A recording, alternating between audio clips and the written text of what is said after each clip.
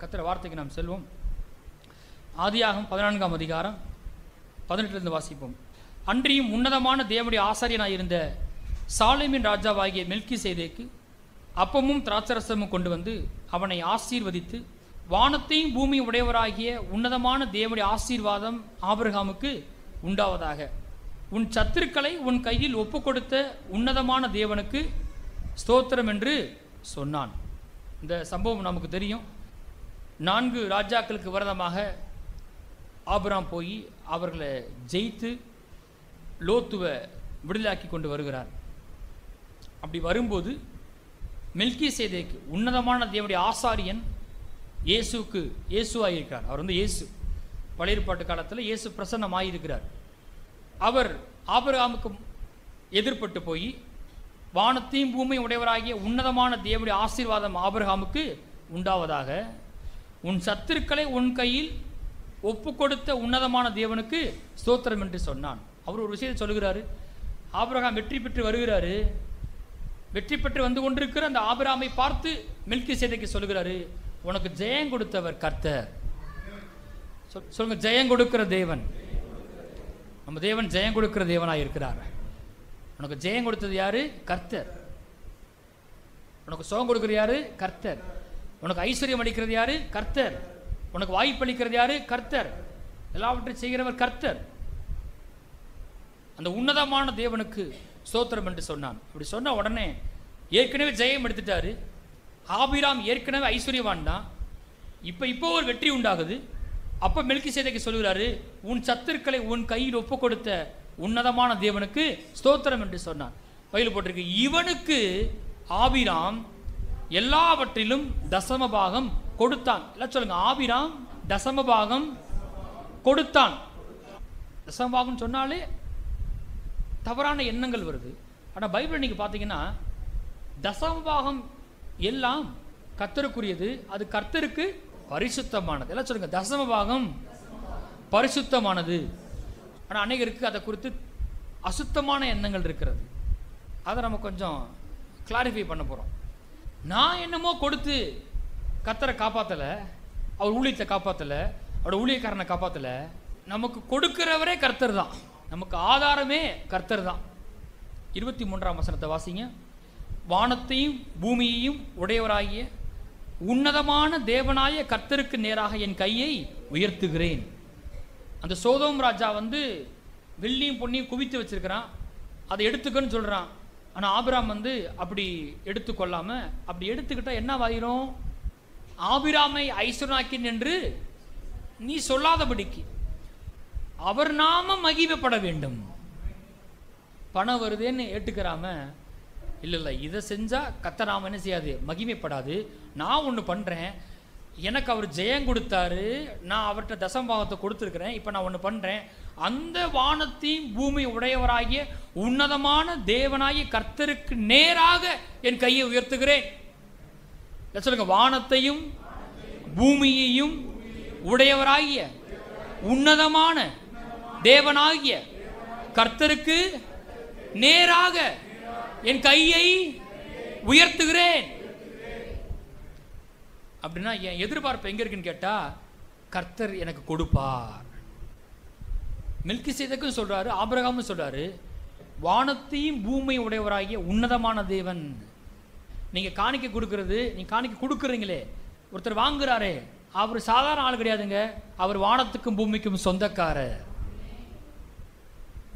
நீங்க கொடுத்து அவருக்கு ஒன்றும் நிறைய போறது கிடையாது. பூமியும் அது நிறைவும் கர்த்தருடையது. ஸோ தனிப்பட்ட விதத்தில் நான் எங்க இருக்கிறேன், எனக்கு என்ன வெளிப்பாடு இருக்குது சொல்லுங்க. ஆபிரகாம் தசமபாகம் கொடுத்தார். எப்பன்னா மோசேயினிடத்தில் தேவன் 10 கட்டளைகளை, நியாயப்பிரமாணம்னா என்னன்னு தெரிவதற்கு முன்பாகவே தசமபாகம் செஞ்சு வந்துருச்சு. அப்படின்னா அது வந்து ஒரு அன்பின் கிரியை, கட்டாயப்படுத்தலை. தசமம் கொடுத்தாதான் உனக்கு நான் ஜெயம் தருவேன் அப்படின்னு கத்தனை செய்யலை. இவர் போறாரு, ஜெயம் கொடுக்குறாரு. ஜெயம் பெற்று வந்த பிறகு அதை அங்கீகரிக்கிறாரு. அங்கீகரித்த பிறகு என்ன பண்றாரு? கொடுக்கிறாரு. கடவுள் அதை கண்ணில் பார்க்க விரும்புகிறார்.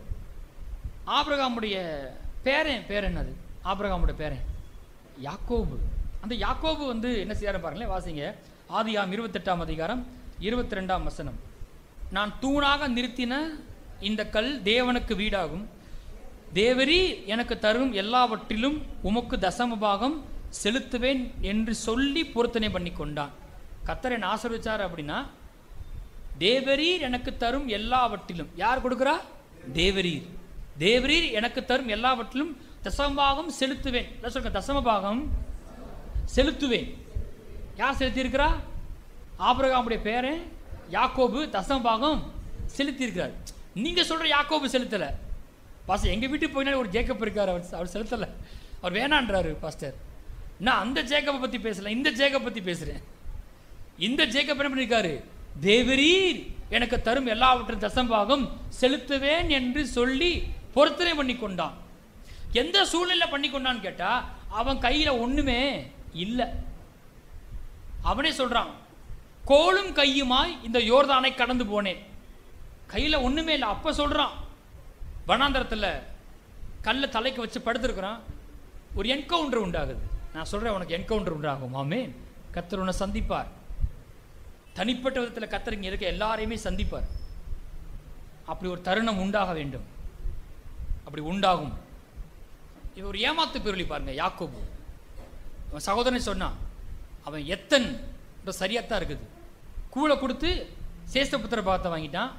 என்ன மாதிரியே ரோமமுள்ள ட்ரெஸ்ஸை போட்டு எனக்கு வர வேண்டிய ஆசீர்வாதத்தை அப்பா கிட்ட இருந்து வாங்கிட்டான். ஏமாற்று பேர்வழி யாரு? இந்த யாக்கோபு. யார்கிட்ட என்னத்தை பிடுங்கலாம், ஏதாவது வழியில ஏமாத்தி ஆசீர்வாதத்தை பெற்றுக்கொள்ளலான்னு அவன் என்ன செஞ்சான்? நினைச்சான். ஆனா அவனை தேவன் மாத்தினார். இப்ப என்ன சொல்றான்? முதல் முறையா சொல்றான், எப்படிடா பிடுங்கலான்னு பார்த்தாளு அவன் சொல்றான், தேவரீர் எனக்கு தரும் எல்லாவற்றிலும் உமக்கு தசமபாகம் செலுத்துவேன் என்று பொருத்தனை பண்ணி கொண்டான். இவன் கண்டுபிடிச்சிட்டான், எனக்கு ஏதாவது வந்தா அது எங்கிருந்து வரணும்? தேவரீர். சொல்லுங்க, தேவரீர். அவர் தான் எனக்கு கொடுக்கணும். அவர் தான் எனக்கு ஒரு வேலையை வாங்கி தரணும், அங்க உயர்வை கொடுக்கணும், சம்பளத்தில் பெருக்கத்தை கட்டளையிடணும். அவர் செய்வார். ஒண்ணுமே இல்லாத ஒரு ஆளு. அவன் சொல்றான், ரொம்ப பேசிக்கான ரெக்வஸ்டா இருக்குது, உண்ண உணவும் உடுக்க உடையும் கொடுத்து என் தகப்பன் தேசத்துக்கு திரும்பி வர பண்ணுவீரானால் நீர் எனக்கு தேவனா இருப்பீர். ஒரு தீர்மானம் எடுக்கிறேன், தேவரீர் எனக்கு தரும் எல்லாவற்றிலும் உமக்கு தசமபாகம் செலுத்துவேன். சொல்லுங்க, தசமபாகம் செலுத்துவேன். இப்ப செலுத்திட்டு சும்மா இருப்பாரா? கர்த்தர் நோக்கி பார்க்கறது. இது வரைக்கும் இங்கேயும் அங்கேயும் பார்த்துட்டு இருந்தாலும் அவங்க தாத்தா ஆபிரகாம் மாதிரியே எங்க பார்த்துட்டான்? வானத்தை நோக்கி பார்க்க ஆரம்பிச்சிட்டான். கர்த்தர் வந்து வானத்துக்கு மேலாக நின்று அப்படின்னு போட்டிருக்கு பைபிள்ல. உங்களுக்கு தெரியும் சம்பவம். போய் ஒரு வேலையில சேர்றான். லாபான் அண்ட் கோ, பெரிய கம்பெனி நினைச்சான், எம்என்சி நினைச்சான். போய் மாட்டிக்கிட்டான். மாட்டினான். சொல்றான், 10 முறை என் சம்பளத்தை மாத்திட்டார். இன்க்ரிமெண்டா இருக்குமோ? இல்லை, சம்பளத்தை குறைச்சிக்கிட்டே வர்றேன். 10 முறை சம்பளத்தை மாத்திக்கிட்டே வர்றேன். ஏதாவது ஒரு ஆடு செத்து போச்சுன்னா அந்த கணக்கு யார் எழுதுறது? யாக்கோபு பேர் எழுதுறது. இப்பெல்லாம் பண்ணிட்டே வந்தான். பைபிள் போட்டிருக்கு, நீங்க திருப்ப வேணாம். ஆதியாம் 31:12 போட்டிருக்கு, லாபான் உனக்கு செய்கிற யாவையும் கண்டேன். லாபான் வந்து ஒரு முதலாளிங்க, யாக்கோபு ஒரு தொழிலாளிங்க. நீங்க ஒருத்தர் வேலை பார்க்குறீங்க, நீங்க ஒருத்தர் தொழில் பண்றீங்க. உங்க தொழில் உங்க வேலை கர்த்தருக்கு ரொம்ப ரொம்ப முக்கியம். இந்த வேலை செய்ய தான் பார்க்குறாரு. அங்க லாபான் உனக்கு செய்கிற யாவையும் நான் கண்டேன். திரும்ப லாபான் சொப்பனத்தை தோண்டி சொல்றாரு, நீ வந்து யாக்கோபிடத்துல தீங்கும் ஒன்றும் சொல்லாதபடிக்கு எச்சரிக்கையாயிரு, நன்மையை தவிர தீமை என்ன செய்யாத, பேசுகிறாத. யாக்கோபிட சொல்றாரு, பிறக்கிற ஆடெல்லாம் புள்ளியும் மறியும் உள்ளதா நான் காண்கிறேன், உன் கண்கள் எடுத்து பாருன்னு அப்படி சொல்லுகிறார். அப்ப யாக்கோபிடத்துல ஒரு தொழில ஒரு வேலையை வெற்றி பெறுவதற்கு இதை நான் பார்க்க, இதான் நடக்க போகுது, நீ பாருன்றாரு. அவனுக்கு விரதமான ஆள்கிட்ட போய் என்ன பண்றாரு, உனக்கு விரதமா செய்யப்பட்ட காரியங்கள் என்ன செஞ்சேன், நான் கண்டேன். இப்படி பேசுவார். எத்தனை பேர் விசுவாசிக்கிறீங்க? முடிவில் அந்த யாக்கோபு சொல்றான், வெறும் கோலும் கையுமா இந்த யோர்தானை கடந்து போனேன், இப்பொழுதோ இரு பரிவாரம் உடையவன் ஆனேன். நீர் காண்பித்த எல்லா சத்தியத்துக்கும் எல்லா தயவுக்கும் நான் பாத்திரன் அல்ல என்றான். நான் சொல்றேன், தசமா செலுத்துறவங்க கடன்ல இருக்க முடியாது, ஏழையா இருக்க முடியாது. சரி, ஆபிரகாமுடைய பேரை வந்து தசமா செலுத்தினாரு, ஆபிரகாமுடைய பையன் செலுத்தினாரா? ஈசாக்கு செலுத்தினாரா அப்படின்னு கேட்டால் அந்த மாதிரி எதுவும் போடலைன்னு பார்த்தா கர்த்தர் சொன்னார், உன் நேசகுமாரனாகிய உன் ஏகசுதனும் நேசகுமாரன் ஈசாக்கை கொண்டு போய் தகன பலியாக பலியிடுன்னு சொன்னார். அப்போ வயசு ஈசாக்கு எத்தனை? 14லேருந்து 17 வரையும் சொல்கிறாங்க பாருங்கள், டீனேஜ். இவனே கேட்குறான், என்னப்பா கட்டை இருக்குது, நெருப்பு இருக்குது, தகன பலிக்கு ஆட்டுக்குட்டி எங்கே? அப்புறம் சொல்ல, கர்த்தர் பார்த்து கொள்வார். அங்கே போனால் கயிறை எடுத்து ஆபிரகாம் என்ன பண்ணுறாரு, ஈசாக்கை கட்டுறார். அவனை கட்டும்போது ஈசாக்கு எப்படி இருக்கிறான்? அமைதியாக இருக்கிறான். தன்னையே கொடுத்துருப்பான்னா அவன் கண்டிப்பாக தசமாக கொடுக்காம இருந்திருக்க மாட்டான். ஈசாக்கு தன் ஜீவனையே ஒப்பு கொடுத்துருப்பான் அப்படின்னா கண்டிப்பாக அவனுக்கு பணம் ஒரு பெரிய விஷயமா இருந்திருக்காது. இப்போ ஆபிரகாம், ஈசாக்கு, யாக்கோபு நிச்சயமாக தசம்பாகம் செலுத்தியிருப்பாங்க. இவங்க இருக்கும்போதெல்லாம் நியாயப்பிரமாணம் கிடையாது, என்ன இல்லை, நியாயப்பிரமாணம் இல்லை. ஆனால் அதுக்கப்புறம் மோசே காலத்தில் தான் கர்த்தர் என்ன பண்ணார், கட்டளையில் கொடுத்தார். அப்படி கொடுக்கும் பொழுது இந்த தசம்பாகத்தை என்ன பண்ணிட்டார், அதிலேயே சேர்த்து வச்சுட்டார். அதான் பாருங்கள், லேவியராகம் 27ஆம் அதிகாரத்தில் போட்டிருக்கு. லேவியராகம் 27:30 வாசிங்க. தேசத்திலே நிலத்தின் வித்திலும் விருட்சங்களின் கனியிலும் தசமபாகம் எல்லாம் கர்த்தருக்கு உரியது. கடவுள் கொடுக்குற கட்டளைகளுக்குள்ளாகவே வந்துருச்சு. ஆனால் இதுக்கு முன்னாடி செஞ்சவங்கெல்லாம் கட்டளையால் செய்யலை. எப்படி பண்ணாங்க? கர்த்தர் ஏற்கனவே செஞ்சுட்டாரு, அதுக்கு பிரதித்திரமாக பண்ணாங்க. ஆனால் இந்த ஜனங்களுக்கு என்ன பண்ணாரு, இது ஒரு லாபாவே என்ன செய்யாரு, ஒரு கட்டளையாகவே கொடுத்துட்டார். அதில் வந்துருச்சு. இவங்க அடிமைத்தனத்து தேசத்திலிருந்து விடுபட்டு கானானுக்கு போகும்போது, கானான் வாழ்க்கைக்குள்ளே போகும்போது, அந்த கானானில் என்ன செய்யணும் அப்படின்னு கர்த்தர் சொல்லும்போது ஒரு பகுதியை வாசிக்க போகிறோம் பொறுமையாக. அங்கே போங்க, உபாகமம் 26.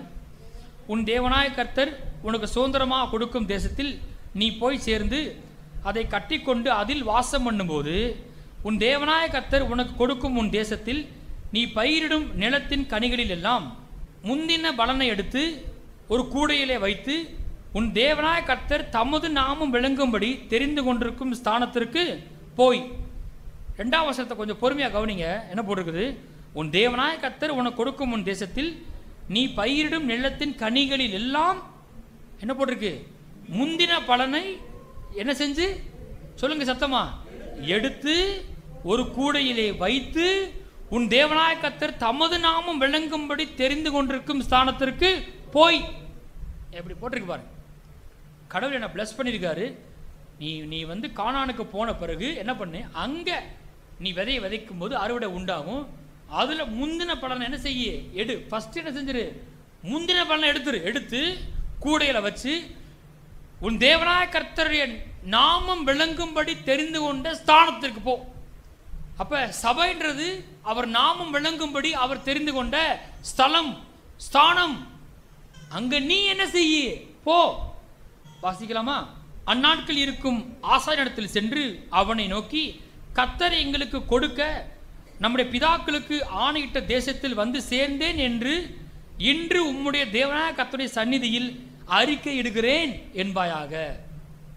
அவங்க சொல்றாங்க, இன்னைக்கு நாங்கள் வந்திருக்கமே ஒரு தேசம், அது கர்த்தர் தருவேன்னு சொல்லி எங்களுக்கு கொடுப்பேன்னு சொல்லி ஆணையிட்ட தேசத்துக்கு நான் வந்துட்டேன், இந்தாங்க பிடிங்க தசம பாகத்தை என்று அறிக்கை இடுகிறேன்.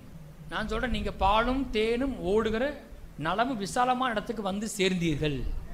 அங்க வா, முதல் நம்புங்க, அப்படியே வந்து சேர்ந்தேன்.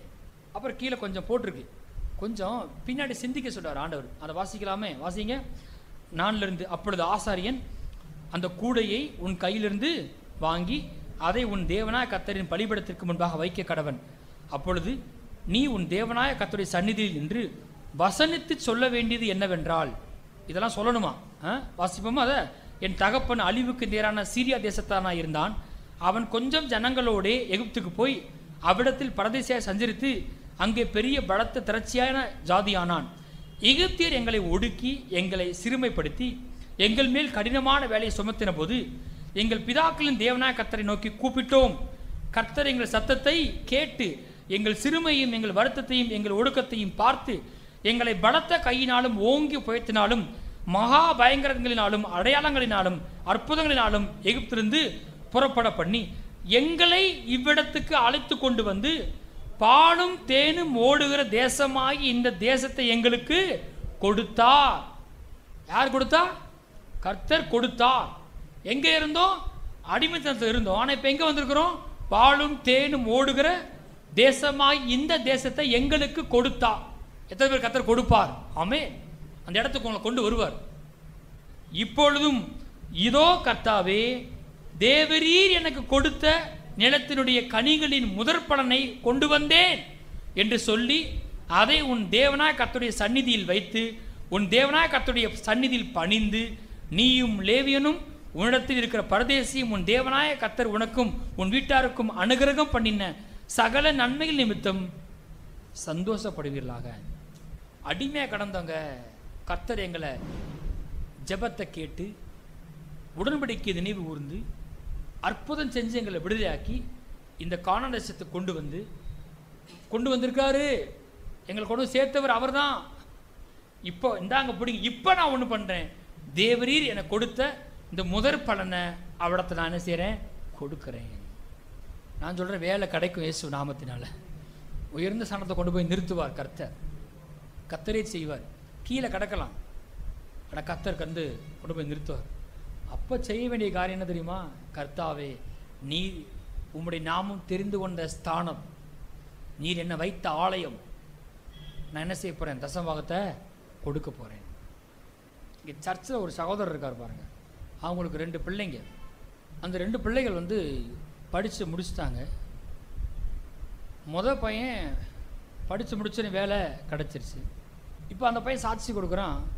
வேலை பார்த்த நாளில் இருந்து தசமபாகத்தை விதைக்க ஆரம்பிச்சிட்டான் பாருங்க. இப்போ சொல்கிறான், ஒரு வேலை இல்லை 3 வேலை வருது எனக்கு. எதை சூஸ் பண்ணுறேன்னு தெரியல. ஒரு வேலை 2 வேலை இல்லை, வர்ற வேலையெல்லாம் பெரிய பெரிய கம்பெனி தான். இன்னொரு பொண்ணு இருக்காங்க பாருங்கள், அவங்களுக்கு படித்தே முடிக்கலை, இன்னும் 6 மாதம் இருக்குது. வேலை கிடச்சி வேலைக்கு சேர்ந்து படிப்பே முடிக்கலை, தசமபாகம் செலுத்த ஆரம்பிச்சிட்டாங்க. இதில் இன்னொரு விஷயம் என்னென்னா, அவங்க தகப்பனும் பார்த்தீங்கன்னா ஆரம்ப நாட்கள்லேருந்து ஒரு பெரிய சாட்சி அவங்க வாழ்க்கையில் மேலே வந்தது காரணமே தசமபாகத்தை 70 ரூபாயிலேருந்து கொடுத்தது தான் காரணம் அப்படின்னு சாட்சி சொல்லியிருக்காரு பாருங்களேன். எங்கே ஆரம்பிக்குது பாருங்களேன். தசமபாகம்னா இது காசு விவகாரம் கிடையாது, இது இருதயம் சம்பந்தப்பட்ட ஒரு விஷயமா இருக்குது.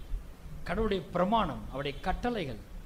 சிலர்லாம் பாருங்கள் ஆரம்பத்தில் ஒன்றும் இல்லாமல் இருப்பாங்க, கொஞ்சம் மேலே வந்த பிறகு அப்போ கத்தரை மறந்துடுவாங்க. நான் பார்க்குறேன் பாருங்கள், நிறைய என் நண்பர்லாம் பார்க்குற சிலர் எப்படி பணத்தை செலவழிக்கணும், என்ன விதைக்கணும், ஒன்றுமே தெரில பாருங்கள். பல சிக்கலுக்குள்ளே போய் மாட்டிக்கிறது. பணம்னா பணம் மட்டும் நினைக்கிறான். இல்லை அருமையானவர்களே, நான் உங்களுக்கு சொல்கிறேன், நான் எதிர்மறையாக பேசலை, முற்போக்காக சொல்கிறேன். தசமபாகம் கொடுக்கறது உங்கள் வாழ்க்கையில் எல்லா விதத்திலும் நன்மையை கொண்டு வரும். இது நீங்கள் வெறுமனா பணம் நினச்சிடாதீங்க.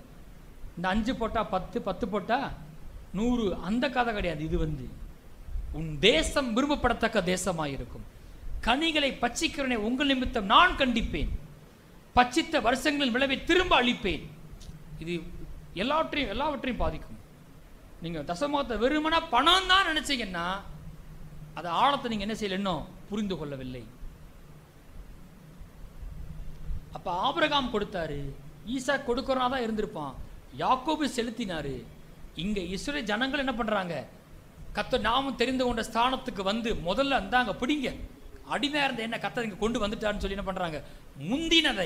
முந்தின பலனை முதற் பலனை எடுத்து கொண்டு கூடையில் வச்சு கொண்டு அங்கே இருக்கிற ஆசாரியர் என்ன செய்கிறாங்க? கொடுக்குறாங்க. 2 நாளாகமம் 31ஆம் அதிகாரத்துக்கு போங்க. நான் சொன்ன மாதிரி தான், நாட்கள் நகர அடிமைத்தனத்தில் இருக்கிற ஜனங்களை கர்த்தர் விடுதலாக்கி நல்ல திசை கொண்டு வச்சுட்டாரு. சொன்னபடி செஞ்சுட்டே இருந்தால் என்ன செய்யலாம்? மென்மேலும் ஆசீர்வதிப்பார். கர்த்தருடைய விருப்பத்தை பார்த்தீங்களா? உன் தேவனாய கர்த்தர் உனக்கு கொடுத்த தேசத்தில் உன்னை மென்மேலும் ஆசீர்வதிப்பார். ஏற்கனவே ஆசீர்வதிச்சவர் மென்மேலும் ஆசீர்வதிப்பார். ஆபிரகாம் பற்றி போட்டிருக்கு, ஆபிரகாம் முதிர்ந்தவனானான், கர்த்தர் அவனை சகல காரியங்களிலும் ஆசீர்வதித்து வந்தார். நான் உனக்கு கேடகும் மகா பெரிய பலனுமாய் இருக்கிறேன். நம்ம மென்மேலும் ஆசீர்வதிக்கப்பட வேண்டும் என்று விரும்புகிறார். நாம் ஆனால் ரொம்ப கவனமாக இருக்கணும். இந்த சத்தியத்தின்படியே நம்ம இருதயம் டிராவல் பண்ணணும். இங்கே பார்த்தீங்கன்னா இப்படியே ஜனங்கள் கர்த்தர் கொண்டு நல்ல இடத்துல வைக்கிறாரு. அப்புறம் என்ன செஞ்சுறாங்க? அப்படியே மறந்து போயிடுறாங்க. நான் அடுத்த வாரம் ஒரு பிரசங்கம் பண்ண போகிறேன், ஒரு பெரிய விடுதலை வரும். இன்றைக்கி இதை நான் எடுத்திருக்கேன், அதை கொஞ்சம் தியானிக்கிறனால கொஞ்சம் அதை இன்றைக்கி எடுக்காமல் நான் வச்சுட்டு வந்துட்டேன். இன்றைக்கி பிரசங்கமே வேறு. ஆக்சுவலாக வர ரொம்ப டீப்பான பிரசங்கத்தை நான் கண்டிப்பாக பண்ணுவேன். மெய்யான விடுதலைக்குள்ளே கர்த்தர் உங்களை கொண்டு போவார். ஆமேன். ஜபத்தோடு உபவாசத்தோடு நான் வல்லமையோடு கர்த்தர் பிரசங்கம் பண்ண வைப்பார். ஆமேன். சரி, இங்கே விஷயத்துக்கு வருவோம். அப்போ மறந்து போயிடுறாங்க பாருங்க, மறந்து பின்னாடி போயிடுறாங்க. அப்படியே போய் கர்த்தர்னா என்ன, பிரமாணம் என்ன, கட்டளை என்ன, கோயில்னா என்ன, எல்லாத்தையும் மறந்தாச்சு. அப்புறம் ஆசாரி லேவியெல்லாம் ஓடியே போயிட்டான். அட போங்கடா, யாரும் வரமாட்டேன்றீங்க, நாங்கள் எங்கே பொழப்ப பார்க்குறோம், எங்களுக்கு ஒரு குடும்பம் இருக்குது, நாங்கள் மீன் பிடிக்க போகணுன்றான். ஏதாவது நாங்கள் பண்ணணும்ல, கோயில் நம்பி நாங்கள் எதுக்கு இருக்குன்னு. அவனும் வாழ முடியாது. லேவியன் வாழ முடியல அப்படின்னா யாருமே வாழ முடியாது. அத்தனை கோத்தரும் வாழ முடியாது. இந்த ஒரு கோத்தர் ரொம்ப ரொம்ப முக்கியம். அப்போ இங்கே பார்த்தீங்கன்னா பழைய ஏற்பாட்டு காலத்தில் சில வேலைகளில் பின்வாங்கி போன பிறகு கர்த்தர் ராஜாக்களை எழுப்புறாரு. முந்தின ராஜா எப்படி இருக்கிறான், பாகாலுக்கு வணங்குற ஆளா இருக்கிறான். ஆனால் வர ராஜா என்ன பண்ணுறான், உதாரணத்துக்கு எசேக்கியா வந்து பாகால்களுக்கு கட்டப்பட்ட அந்த பலிபீடத்தெல்லாம் இடிச்சு போட்டு கர்த்தர் ஆலயத்தை புதுப்பித்து லேவியின் ஆசரில் வர வச்சு மறுபடியும் என்ன பண்ணுறாங்க, காரியத்தை ஆரம்பிக்கிறாங்க. அங்கே வந்து துதி ஏறெடுக்கிறாங்க. அங்கே நடக்கிற ஒரு காரியம் தான் அங்கே போட்டிருக்கு பாருங்க. அங்கே வாசிப்போம், 3ஆம் வசனத்தை வாசிங்க. 3ஆம் வசனத்தை வாசித்து பார்த்தீங்கன்னா எசேக்கியா வந்து ஆசாரி லேவியெல்லாம் வர வச்சு கோயிலில் ஆலயத்தில் வந்து அவர்களை பாட வச்சு இதெல்லாம் திட்டம் பண்ணினானா. எல்லாம் வந்துருங்க, கோயில் என்ன செய்கிறான், பிரதிஷ்டை பண்ணுறோம், ஆமென், ஆரம்பிக்க போகுது அப்படின்னு சொல்லிட்டு வாசிப்போம். 3ஆம் வசனம். ராஜா கர்த்தருடைய நியாயப்பிரமாணத்தில் எழுதியிருக்கிறபடியே அந்தி சந்திகளில் செலுத்த வேண்டிய சர்வாங்க தகனபடிகளுக்கும் ஓய்வு நாட்களில் மாதப்பிறப்புகளிலும் பண்டிகைகளிலும் செலுத்த வேண்டிய சர்வாங்க தகனபடிகளுக்கும் தன் ஆசையிலிருந்து எடுத்து தன் பங்கை கொடுத்தான். அந்த காலத்தில் பார்த்தீங்கன்னா கோயில் என்ன பண்ணணும், ஒரே பலியிடணும். அதுக்கு என்ன வேணும், ஆட்டுக்குட்டி வாங்கணும். அது ஈஸியாக கிடைச்சிருமா, பைபிளே போட்டிருக்கு. ஆட்டுக்குட்டி வாங்க முடியாதவன் என்ன செய்யலாம், ஒரு புறா குஞ்சை வாங்கலாம், ஏழைன்னு அர்த்தம். அப்போ ஆட்டுக்குட்டி ரொம்ப இப்பயே வந்து சிக்கனோட மட்டன் வேலை அதிகம் தானே, தெரியாதா? சிக்கன் ஒரு கிலோ எவ்வளவு, முன்ன பெண்ணு வேரி, அது 250 300 போய்கிட்டு இருக்குது இல்லை வரப்படி. மட்டன் வந்து தெரியாதா, தெரியாமல் நடிக்கிறீங்க போங்க. சரி, அப்போ மட்டன் விலை ரொம்ப அதிகமாக இருக்குது. அந்த காலத்தில் பார்த்தீங்கன்னா ஆடு வாங்கினா அது ரொம்ப விலை அதிகம். சரி, அப்போ அதுக்கு இவங்க என்ன பண்ணுறாங்க, அப்போதைக்கு அந்த ஆட்டுக்குட்டியில் யாரை காண்பிக்குது, இயேசுவை காண்பிக்குது, இயேசுவை காண்பிக்குது. அவங்களும் தசமா காணிக்கு எது கொடுத்தாங்கன்னு கேட்டீங்கன்னா பலியிடும்படிக்கு, இயேசுவை மையப்படுத்தும்படிக்கு தான் கொடுக்கப்படுது. புதிய ஏற்பாட்டிலையும் இயேசு மையப்படுத்தப்பட்டு தான் கொடுக்கப்படுது. இயேசுவை பிரசங்கிக்க வேண்டும், ஆலயம் கட்டப்பட வேண்டும், ஜனங்கள் ஒன்று கூடி கர்த்தரை துதிக்க வேண்டும், இதுதான் முக்கியம். அங்கேயும் அதான் நடக்குது. அப்போ முதல் ராஜா அவன் பண்றான், ஆசிலிருந்து ஒரு பங்கு எடுத்து முதல்ல அவன் கொடுக்குறான். கொடுத்தப்ப என்ன பண்றான், அவன் ஒரு கட்டளை போடுறான். அடுத்த வசனத்தை வாசிங்க, அங்க போட்டிருக்கு, ஆசாரியரும் லேவியரும் கர்த்தருடைய நியாயப்பிரமாணத்தை உற்சாகமாய் கை கொள்ளும்படி அவர்களுக்குரிய பாகத்தை கொடுக்க ஜனங்களுக்கும் எருசலேமின் குடிகளுக்கும் கட்டளையிட்டான். எப்பா, முதல்ல ஒரு லேவி உயிரோடு இருக்கணும். நீ நல்லா இருக்கன்னா ஒரு ஆசாரியன் ரொம்ப முக்கியம். இப்போ நான் இருக்கிறேன், நானும் என் மனைவி சம்பாரித்தோம், 1 லட்சத்துக்கு மேலே சம்பாரிச்சோம் 2 பேர் சேர்ந்து. எங்கள் மாத வருமானமே எங்கிட்ட இருந்து கர்த்தர் இடைப்பட்டார். நாங்கள் அவர் வார்த்தை கேட்டு இந்த ஊழியத்துக்கு வந்தோம். ஏற்கனவே நல்லா தான் இருந்தோம், நல்ல பொசிஷனில் இருந்தோம். அந்த காலம்லாம் ரொம்ப அடுத்த லெவலுக்கு போக வேண்டிய ஒரு காலம் பாருங்கள். ஏன்னா ஏற்கனவே கிட்டத்தட்ட ஒரு 7 வருஷம் வேலை பார்த்துட்டேன் நான். அப்போ அடுத்த லெவலுக்கு போகிறது, இன்னும் வெளி தேசங்களுக்கு போகிறதுக்கு ஆசைப்பட்டிருந்தா அப்படி போகிற காலம் அது. ஏன் தேவன் எங்களை பிடிச்சாரு, இங்கே இருக்கிற ஜனக்கூட்டத்துக்காக. அப்படிதான் கர்த்தர் வேலை பார்க்குறாரு. 1,00,000 பேர் அடிமையாக இருக்கா, 30 லட்சம் ஜனங்கள். ஆனால் ஒருத்தனை தேடி போகிறாரு, மோசையை தேடி போகிறாரு. அதான் கர்த்தருடைய பேட்டர்ன். அதை நீங்கள் மாற்ற முடியாது, கீழ்ப்படியணும் அதுக்கு. இப்போ அங்கே நியாயப்பிரமாணத்தின்படி யார் செஞ்சுட்டா, நியாயப்பிரமாணத்தின்படி பலியிடுவதற்காக ராஜா கொடுத்துட்டான். இப்போ ஒன்று சொல்கிறான், லேவியன் போஷிக்கப்படணும், நீ என்ன செய்ய, தசமபாகம் அதுக்கு ஒரு வழி தான். ஓப்பனாக சொல்லப்போனால் ஆமாம், லேவியன் ஆசாரியன் பிழைக்கணும், அதனால சுவிசேஷத்தில் அவனுக்கு பிழைப்பு உண்டாகணும், அதுவும் முக்கியம். அதனால தேவன் சொல்லப்படுற காரியம் செய்யப்படணும், எல்லாமே இருக்குது அதில் வந்து. அப்போ ஆசாரியன் லேவியன் வந்து நியாயப்பிரமாணத்தை உற்சாகமாய் கை கொள்ளும்படி போட்டிருக்கு. அவர்களுக்குரிய பாகத்தை கொடுக்க கட்டளையிட்டானோ. கர்த்தர் ஒரு பிரமாணத்தை வகுத்திருக்கிறார், அதைபடி செய்ய கட்டளையிட்டான். அது கீழ்ப்படியணும். ஏன் இப்படி பண்ணாரு நான் கேட்குறேன். நீ கர்த்தரா அவர் கர்த்தரா, நாம கர்த்தரா அவர் கர்த்தரா? சுயத்தை வந்து அடக்கணும் பாருங்க. கர்த்தர் சொன்னா சரியா இருக்கும், அந்த இடத்துக்கு வரணும். அப்புறம் போட்டிருக்கு, இந்த வார்த்தை பிரசித்தமான போது, அதாவது எல்லாரும் கோயிலை கட்டிட்டோம், ஆலயத்தை புதுப்பிச்சிட்டோம், ஆசிரியர்கள்லாம் வந்துட்டாங்க, நீங்கள் என்ன பண்ணுங்க, நான் ஏன் பங்கு என்ன செய்ய கொடுக்க, நீங்கள் என்ன செய்யுங்க, கர்த்தர் பிரமாணத்தை பண்ணி செய்யுங்க, கொடுக்க ஆரம்பிங்க அப்படி சொன்ன உடனே இந்த வார்த்தை பிரசித்தமான போது இஸ்ரவேல் புத்திரர் தானியத்திலும் திராட்சரசத்திலும் எண்ணெயிலும் தேனிலும் நிலத்தின் எல்லா வரத்திலும் முதற் பலன்களை திரளாக கொண்டு வந்து சகலத்திலும் தசமபாகத்தை பரிபூரணமாய் கொடுத்தார்கள். இப்படி கொடுக்கிற மாதிரி கர்த்தர் உங்களை ஆக்குவார். தானியத்திலும் திராட்சரசத்திலும் எண்ணெயிலும் தேனிலும் நிலத்தின் எல்லா வரத்திலும் முதற் பலன்களை திரளாக கொண்டு வந்து சகலத்திலும் தசமபாகத்தை பரிபூர்ணமாய் கொடுப்பேன். ஆபிரகாம் கொடுத்தான், யாக்கோபு செலுத்தி வந்தான். இஸ்ரவேல் ஜனங்கள் முதற் பலனை எடுத்து கூடையில கொண்டு வந்து கொடுத்தார்கள். இங்க போட்டிருக்கு பரிபூர்ணமாய் கொடுத்தார்கள். இதே மாதிரி இன்னொரு உதாரணத்தை நான் பார்க்கலாம். அங்க வாசித்து மட்டும் போயிடுவோம். நெகேமியா, அங்க நெகேமியா 10ஆம் அதிகாரத்துக்கு போங்க, 35 வாசிப்போம். என்ன சம்பவம்னா அதே மாதிரி தான். இடிஞ்சு போன அலங்கத்தை கட்டி ஆலயத்தை புதுப்பிச்சு மறுபடியும் கர்த்தரை துதிக்க ஆரம்பிக்க போறாங்க. அப்போ ஒரு கட்டளை இடுகிறார், வாசிப்போம். நாங்கள் வருஷந்தோறும் எங்கள் தேவனுடைய ஆலயத்துக்கு எங்கள் தேசத்தின் முதற் பலனையும் சகலவித விருட்சங்களின் எல்லா முதற்கனிகளையும் கொண்டு வரவும், நியாயப்பிரமாணத்தை எழுதியிருக்கிறபடியே எங்கள் குமாரர்களில் முதற் பேர்களையும் எங்கள் ஆடு மாடலாகிய மிருகஜீவனின் தலையீற்றுகளையும் எங்கள் தேவனுடைய ஆலயத்துக்கும் எங்கள் தேவனுடைய ஆலயத்தில் ஊழியம் செய்கிற ஆசாரியத்திற்கு கொண்டு வரவும், நாங்கள் எங்கள் பிசைந்த மாவில் முதற் பாகத்தையும் எங்கள் படைப்புகளையும் சகல மரங்களில் முந்தின பலனாகிய திராட்சப்பழ ரசத்தையும் எண்ணெயையும் எங்கள் தேவனுடைய ஆலயத்தின் அறைகளில் வைக்கும்படி ஆசாரியத்திற்கும் எங்கள் நிலப்பயிர்களில் தசமாகும் லேவியிடத்திற்கும் கொண்டு வரவும், லேவியராய இவர்கள் எங்கள் வெள்ளாண்மையின் பட்டங்களில் எல்லாம் தசமபாகம் சேர்க்கவும், லேவியர் தசமபாகம் சேர்க்கும் போது ஆரோனின் குமாரனாகிய ஒரு ஆசாரியன் லேவியரோடு கூட இருக்கவும், தசமபாகமாகிய அதிலே லேவியர் 10 எங்கள் தேவனுடைய ஆலயத்துள்ள பொக்கிஷ அறைகளில் கொண்டு வரவும் திட்டம் பண்ணி கொண்டோம். அடுத்து தொடர்ந்து வருது. எதை சரி பண்றாங்கன்னு கேட்டீங்கன்னா, இந்த தசமா கொடுக்க என்ன செஞ்சிருக்க, ஒரு ஆலயத்தை புதுப்பிச்சாலும் முதல்ல சரி பண்றது எது, இதை கொண்டு வரவும் திட்டம் பண்ணி கொண்டோம். கொண்டு வரவும் திட்டம் பண்ணி கொண்டோம். இந்த பொறுமை இப்போ வாசி நேரம் செலவழிக்க முடியாது. என்ன போட்டிருக்கு திரும்ப நீங்கள் கவனித்து பார்த்தீங்கன்னா, எதை எடுத்தாலும் ஒன்று வந்துடுது. பிசைந்த மாவில் முதற் பாகம், விளைச்சல்ல முதற் பலன், முதற்கனி, திராட்சரசம் எல்லாமே எப்படி இது ஃபஸ்ட்டுன்னு போட்டிருப்பாங்க. இப்போ இந்த புத்தகம் முடிய போகுது. பழைய ஏற்பாட்டில் கடைசி புஸ்தகம் இது. அதுக்கு என்ன பார்த்தா நான் என்ன செய்யறது?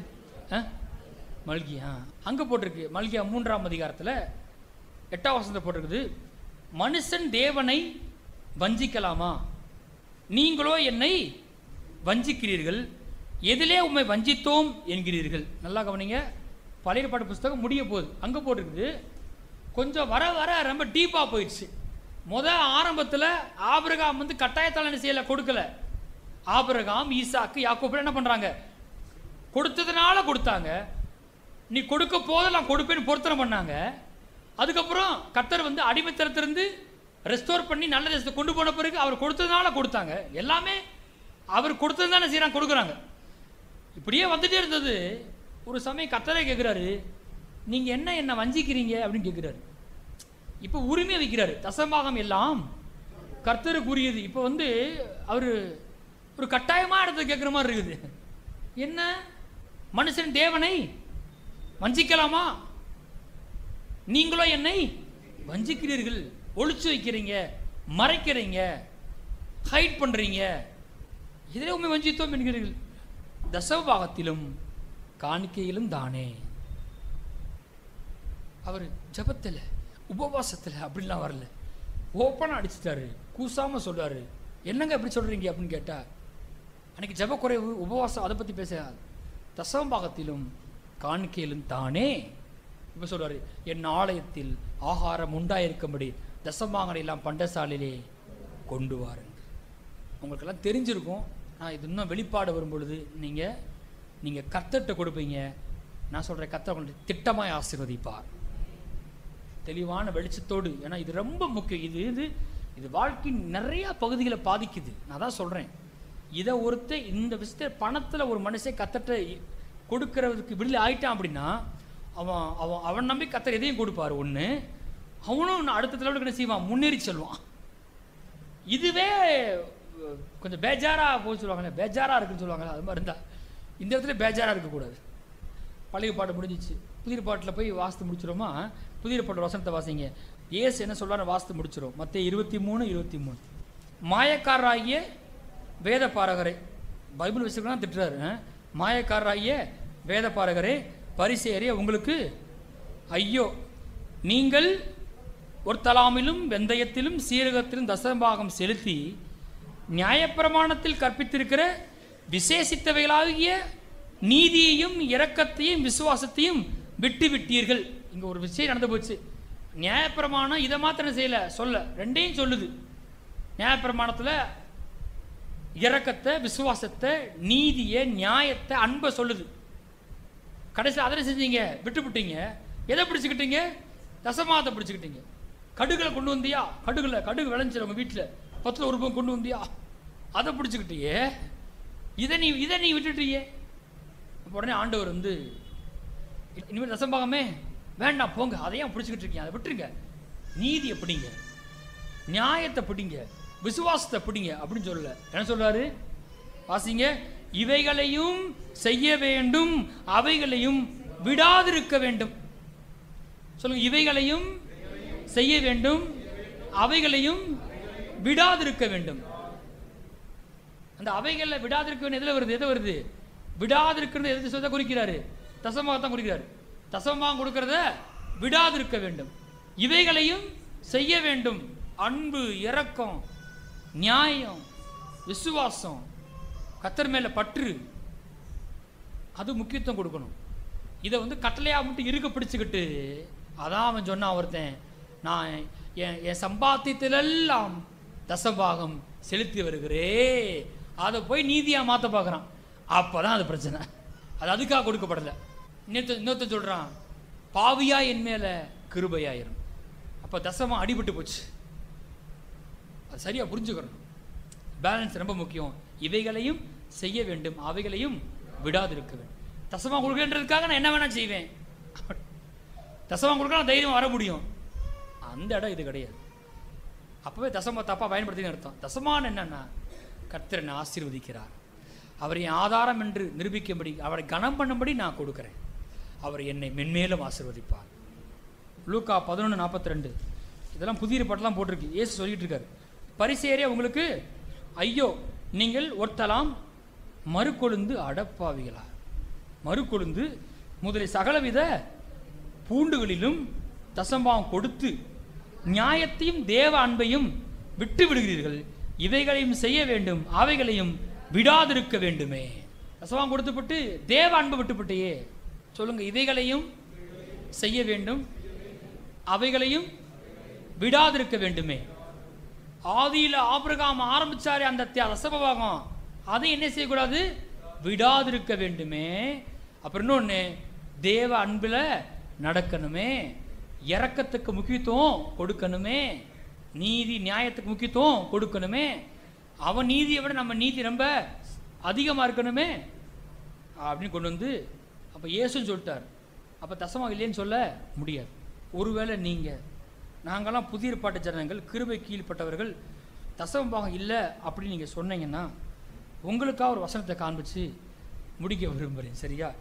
இது உங்களுக்கு ரொம்ப குண்டு தூக்கி போட்ட மாதிரி இருக்கும். வாசிங்க. 2 கொரிந்தியர் 9 6-7 வசனத்தை வாசித்து முடிப்போம். புதிய பாட்டு ஜனங்கள் தசமபாகம் கொடுக்க வேண்டியது இல்லை அப்படின்னு நீங்கள் சொன்னீங்கன்னா நான் ஏற்றுக்கிறேன். நீங்கள் ரொம்ப பியூர் கிரேஸில் இருக்கிறீங்கல்ல, அதனால் உங்களுக்கு ஒரு வசனம் காண்பிச்சு முடிப்போம். 2 கொரிந்தியர் 9 வாசிக்கலாமா? 6ஆம் வசனத்தை வாசிங்க. பின்னும் நான் சொல்லுகிறது என்னவெனில், சிறுக விதைக்கிறவன் சிறுக அறுப்பான், பெருக விதைக்கிறவன் பெருக அறுப்பான். அதாவது விதைக்கிற அளவை யார்கிட்ட கொடுத்துட்டார்? கர்த்தர். ஓன்ட்டே கொடுத்துட்டேன், போ, விதைக்கிற அளவை ஓன்ட்ட கொடுக்குறேன். இப்போ இன்னொன்று, அவனவன் விசனமாயும் அல்ல கட்டாயமாயும் அல்ல, தன் மனதில் நியமித்தபடியே கொடுக்க கடவன், உற்சாகமாய் கொடுக்கிற இடத்தில் தேவன் பிரியமாய் இருக்கிறார். இப்போ அப்படிப்பட்ட ஆள் கொண்டா நான் ஒரு காரியத்தை கொண்டு வருகிறேன்.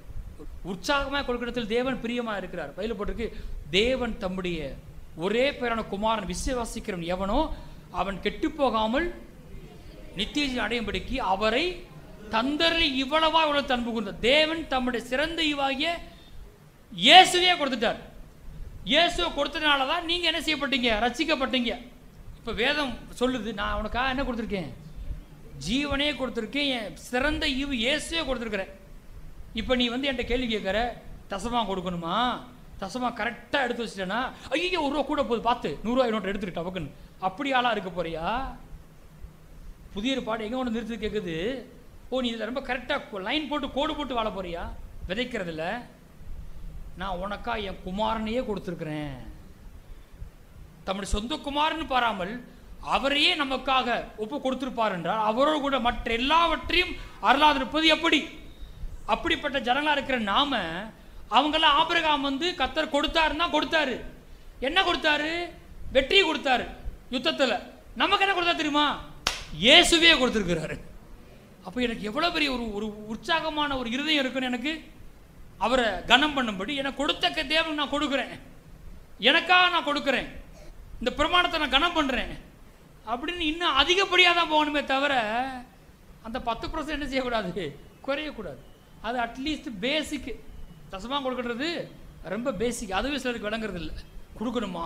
இந்த மாதம் தசமாக கொடுக்கணுமா? போன மாதம் கொடுத்துட்டோம்ல, இந்த மாதம் கொடுக்கணுமா? சம்பாத்தியத்தில் 10ல் 1 பங்கு கர்த்தருக்குரியது.